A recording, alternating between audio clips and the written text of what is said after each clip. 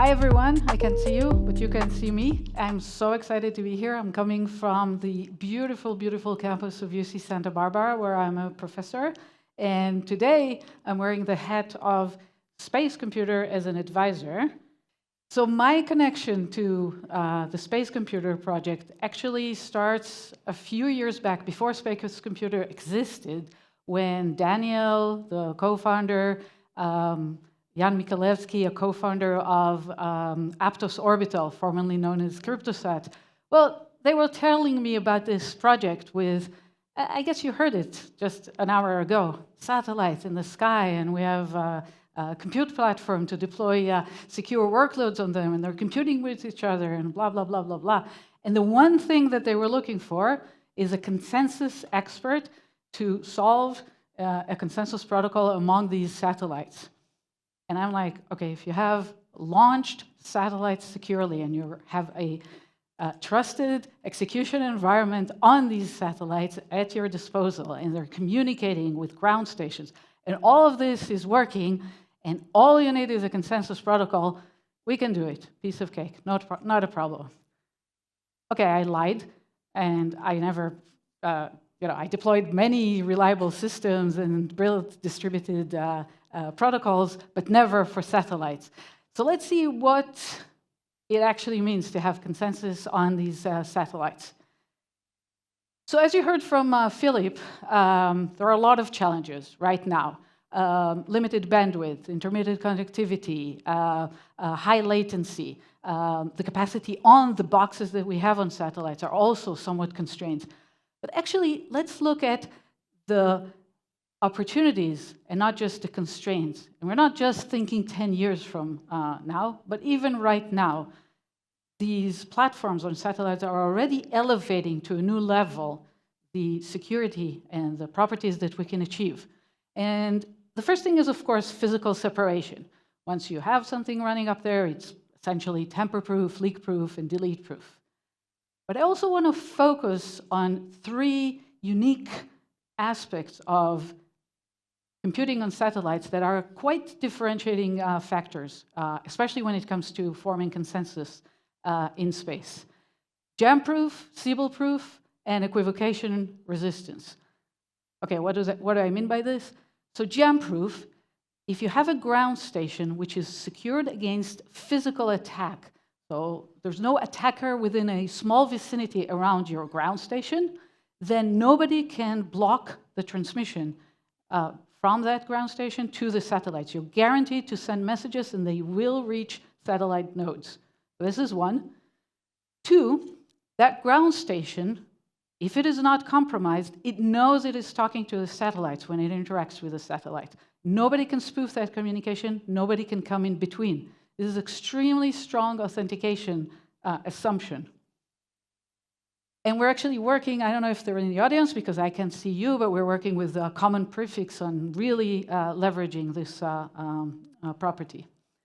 And the third one is equivocation resistance. So when a satellite sends a message to Earth, anybody, any satellite-capable device, like this one, yeah, it's satellite-capable. And pretty soon it will actually be as ubiquitous as this to be able to intercept and communicate with these satellites from Earth. Anybody can intercept that transition. So what that means is that in the Byzantine model we have, where something running on a node may try to send a different message to one recipient and a different message to a different recipient, they're going to have a really hard time doing that because anybody can intercept that transmission and detect that equivocation. Okay, so with these assumptions, our goal is to build a really simple and really efficient consensus protocol. Ideally, you send a request up to the requests, they send back the response with the results, and done, it's committed. All right, so let's see how close we can get to this utopic solution. Well, the first choice we made, and we were totally unbiased about it, especially me, is to start by building on Hotstuff. And why Hotstuff? The first property Hotstuff gives us is linearity. So we think that having quadratic communication steps are going to be quite challenging to achieve among these satellites. We don't want to have steps where every satellite has to communicate with all satellites in order to complete one step of the protocol. These all-to-all communication steps, we're trying to avoid them. So linearity is the first property. The second one is, because of the latency from Earth to the satellites, we want every request to actually eventually become committed. We don't want to waste any phase in the protocol, and we want to have this property of streamlining that Hotstuff has introduced, and later many protocols have adopted, where every phase of the protocol ends up with a new block extending the blockchain. And we also don't want a complex protocol. We don't want many phases and different messages and different stages and rounds, because we're going to deploy all of this consensus protocol in a minimal, trusted compute base running on the satellite boxes. So we want a simple protocol, and Hotstuff is built on a uniform, recurring, simple building block, where a block just collects votes and gets committed. But the most exciting thing are some of the advances that we're incorporating into Hotstuff from the research world. And there are a number of them that I'm very excited about. So the first one is Hotstuff 2. Hotstuff 2 simply removes one of the originally 3 phases of the Hotstuff protocol. It's almost a no-brainer that if you want to use it, use Hotstuff 2, you get better latency, lower latency, higher throughput, and no downside. We're also going to start with a production-ready, battle-tested implementation in software of Hotstuff coming from the Espresso Systems company. And again, we have Jill. I don't know if she's already here in the audience, and we will have Espresso Systems here today. So we're going to start with Hotshot as our software base. And in addition to this, we want to bring down the latency even further. So what we are doing is we're considering employing speculation by this new recent protocol called Hotstuff 1, which is work I collaborated on with folks from UC Davis, Dakai and Muhammad, and University of Oregon, Suyash.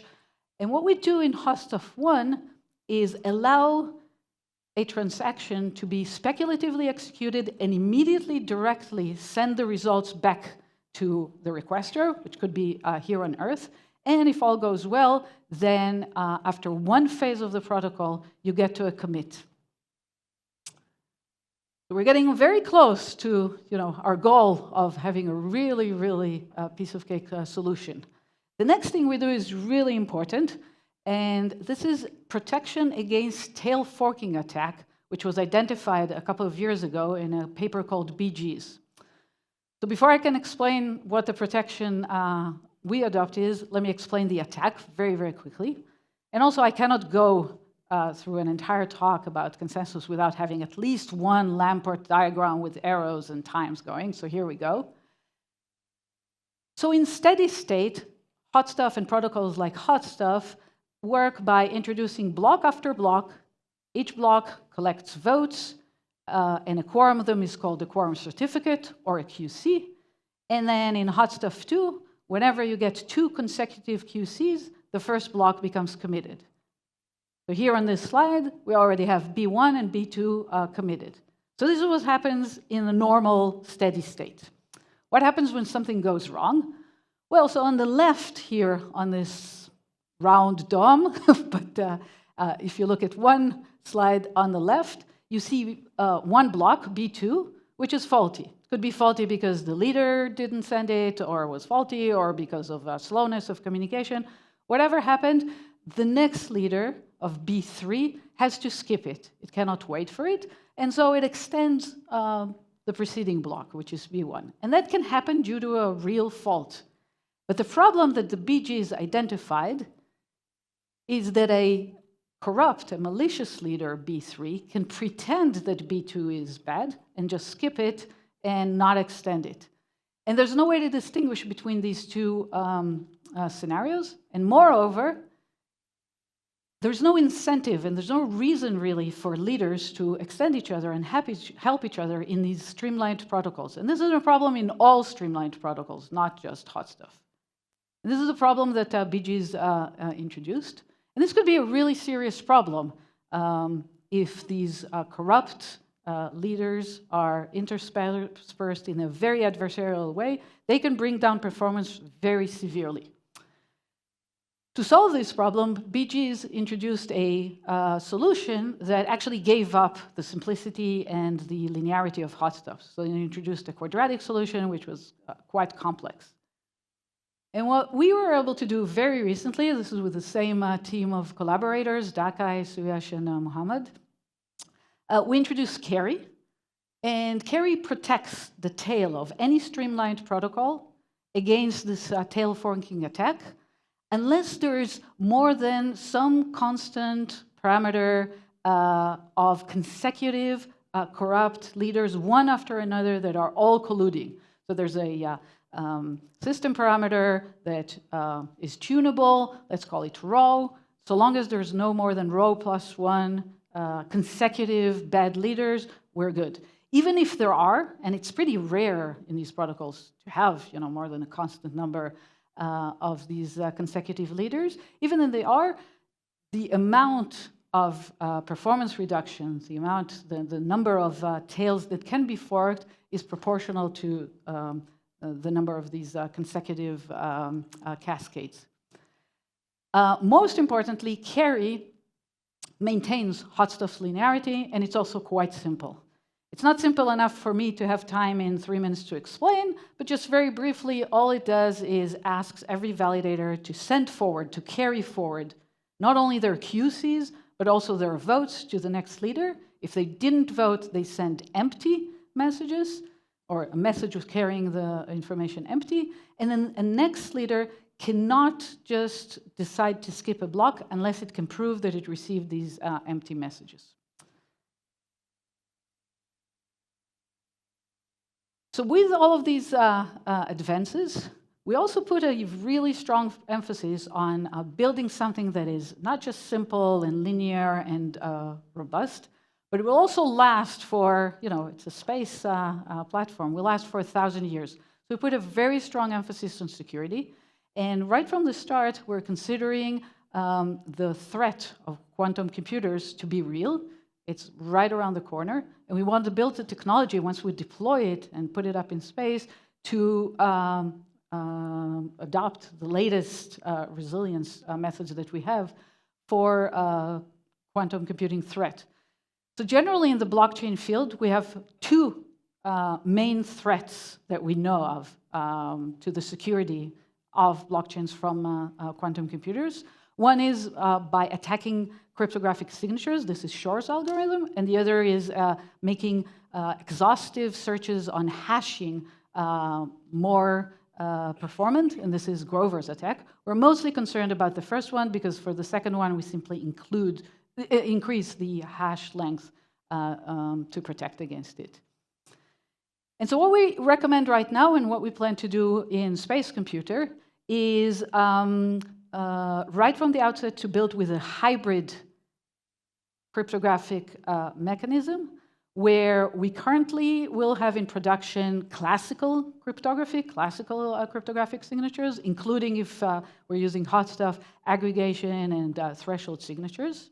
Those are the most secure right now, but we're also going to selectively employ whatever is recommended currently by NIST as post-quantum cryptography secure against these threats. And we can employ them selectively. We could do that on very high-stake transactions only.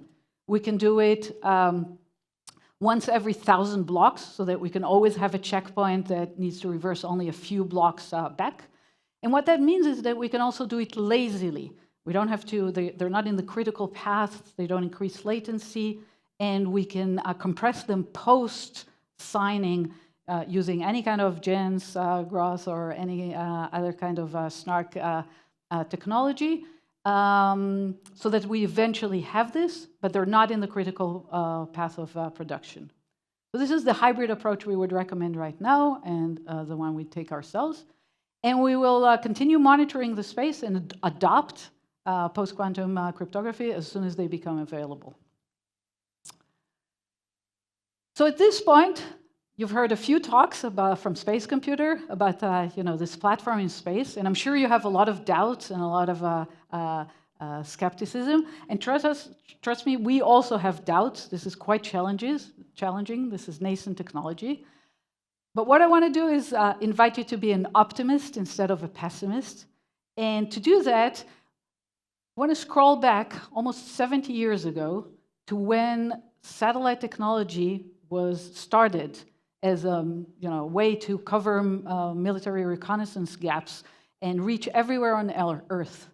So this was in a project called Corona, and they needed to get images from satellites. So they deployed these satellites, and they covered the entire surface of Earth, but they needed to get images back from these satellites. Digital technology did not exist there. And what they did back then is drop from the satellites buckets carrying physical, undeveloped film, which were then intercepted by parachutes from airplanes that were orbiting above the Pacific. This is a true story. Hundreds of these buckets were captured and contained invaluable information that to this day are used by scientists to provide very interesting information from that time from Earth. So by comparison, the satellite technology that we work with today is piece of cake. With that, I want to thank you.